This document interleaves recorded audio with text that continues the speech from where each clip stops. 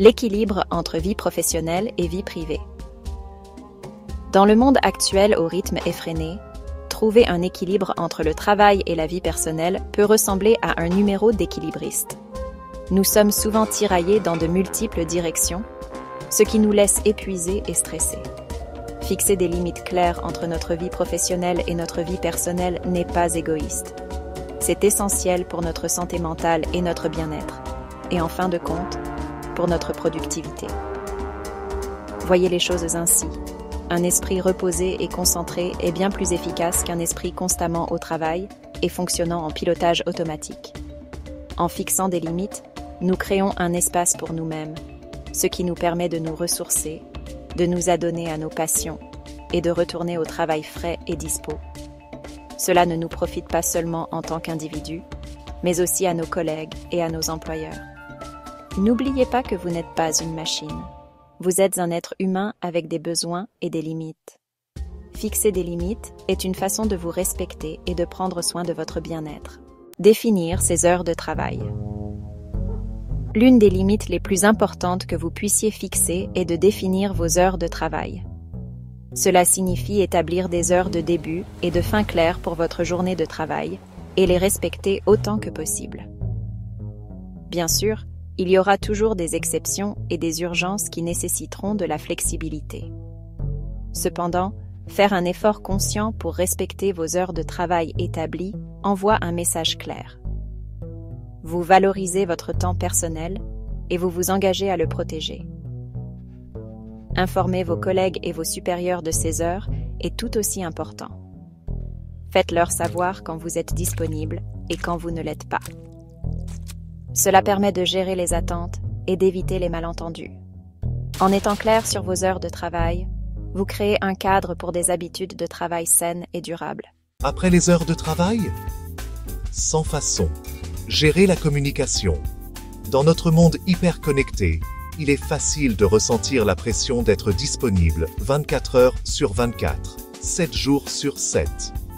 Les emails, les SMS et la messagerie instantanée peuvent brouiller les frontières entre le travail et le temps personnel. Cette communication constante peut entraîner du stress, de l'épuisement et une incapacité à déconnecter et à se ressourcer véritablement. Vous vous souvenez des anciens philosophes grecs, les stoïciens? Ils insistaient sur l'importance de la paix et de la tranquillité intérieure. Ils croyaient que les facteurs externes ne devraient pas dicter notre état émotionnel. De même, nous pouvons choisir de gérer notre relation avec la technologie et les communications. Fixer des limites claires en matière de communication en dehors des heures de travail. Envisagez de désactiver les notifications professionnelles, de mettre votre téléphone en silencieux ou de définir des heures spécifiques pour consulter et répondre aux messages liés au travail en dehors des heures de bureau. Prioriser les tâches et gérer efficacement notre temps est crucial pour établir des limites et maintenir un équilibre sain entre vie professionnelle et vie privée. Nous nous sentons souvent submergés par une liste interminable de tâches à accomplir, ce qui conduit au stress et à l'impression de travailler constamment. Inspirez-vous des principes de l'essentialisme, une philosophie qui nous encourage à nous concentrer sur les tâches essentielles qui comptent vraiment et à éliminer le reste. Demandez-vous, quelles sont les tâches les plus importantes que je dois accomplir aujourd'hui?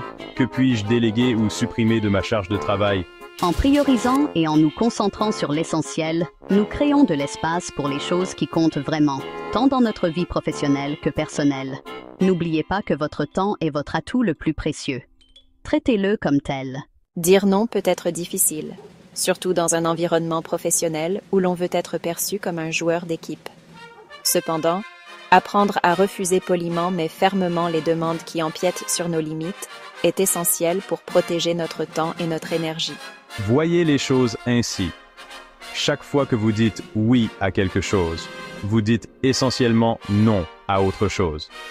Peut-être dites-vous non au temps passé avec vos proches, à la pratique d'un loisir ou tout simplement à une pause bien méritée. En refusant une demande, soyez clair et concis sur vos raisons. Vous n'avez pas besoin de donner trop d'explications ni de vous excuser. Indiquez simplement que vous ne pouvez pas prendre en charge la tâche pour le moment, mais que vous serez ravi d'aider à trouver quelqu'un d'autre qui pourrait être disponible. Une communication ouverte et honnête est essentielle lorsqu'il s'agit de fixer des limites. N'ayez pas peur de discuter de vos limites et de vos attentes avec vos collègues, vos supérieurs et vos clients. N'oubliez pas que la clarté est une forme de bienveillance. Lorsque vous communiquez vos limites, soyez direct, respectueux et axé sur les solutions. Expliquez comment l'établissement de ces limites vous est bénéfique, ainsi qu'à votre travail. Par exemple, vous pourriez dire « En protégeant mes soirées, je peux revenir au travail chaque matin en me sentant reposé et prêt à aborder mes tâches avec une concentration optimale. » N'oubliez pas que fixer des limites ne consiste pas à créer des barrières ou à être inflexible. Il s'agit de créer des modes de travail sains et durables qui profitent à toutes les personnes concernées.